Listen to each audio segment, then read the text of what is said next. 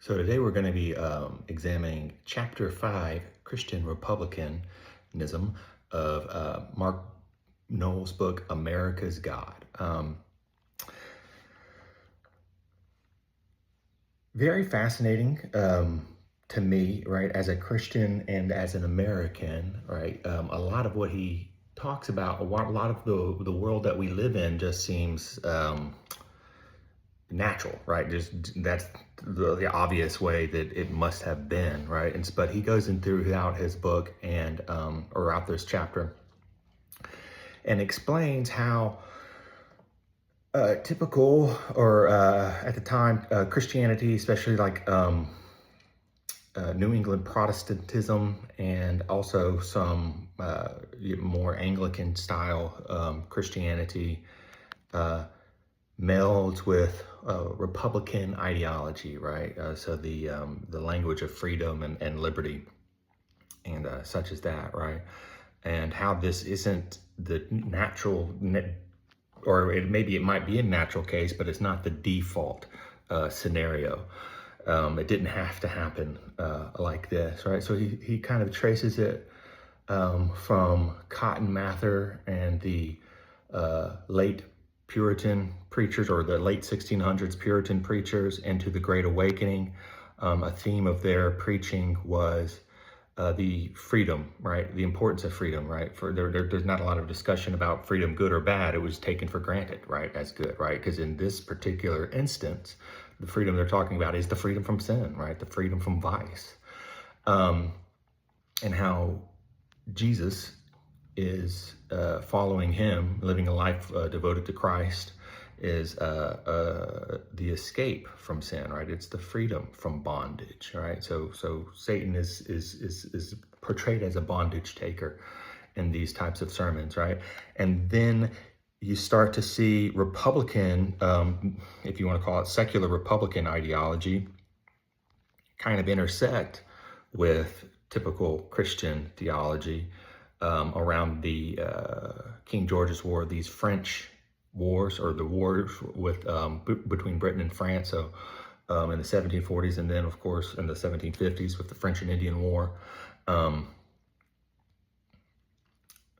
That's the time when France starts being, and popery, right? Catholicism starts being seen as those that would wish to put the American people in bondage, right? And theological bondage, right? I also think it's, as a side note, it's really interesting when they talk about freedom during this revolutionary period, right? They're generally talking, yes, a lot about freedom means a lot of different things. But it generally means a freedom to live out a religion the way that they want to live it out, right? I think that's kind of cool, fascinating, as opposed to a more libertine idea of freedom that you might see in later times, right? And so he talks about, and at several points in his article, he talks about how republicanism changed religion, right? And changed American religion. I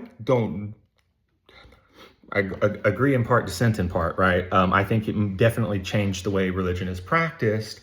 And I don't think that he's really saying this, but what I saw happening during this period of time was less a scenario of how do I change my theology to fit my politics, and more so of the people of that time, the ministers, the thinkers of that time, kind of doing what a lawyer does, which is to say,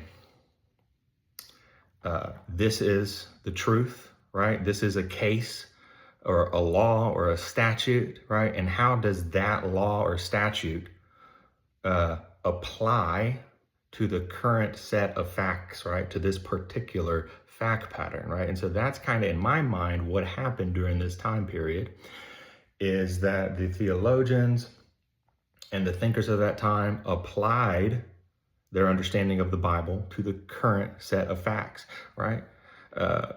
England and maybe even the remnants of Catholicism and the Church of England are going to impose and put into bondage the American people. And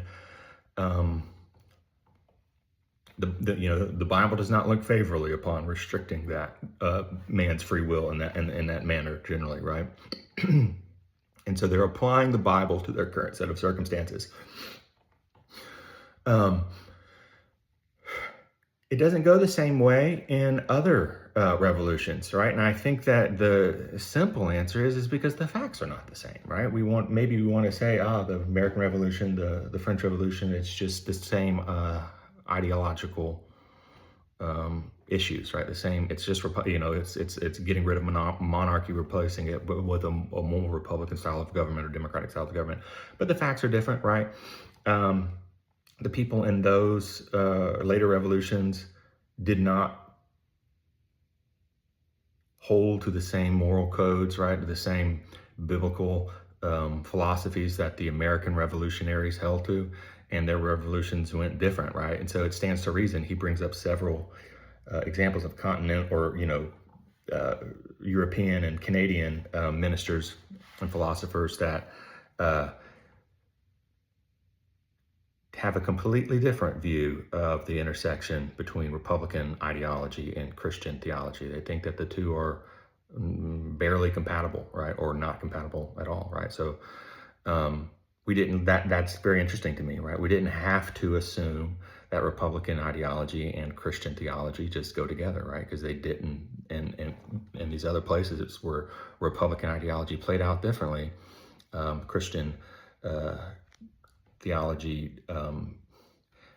I think Christian theology is what it is, whatever our interpretations of it, right? But the people, the ministers there did not combine the two like they did in America. At the very end, he talks about a little bit about the differences between you use one word, the word is virtue, but it can have multiple meanings, right? And how certainly this is true for almost most words all the time, right? But this one is more of a significant case. And how there might be a more Roman or classical interpretation as opposed to a biblical interpretation of what virtue means.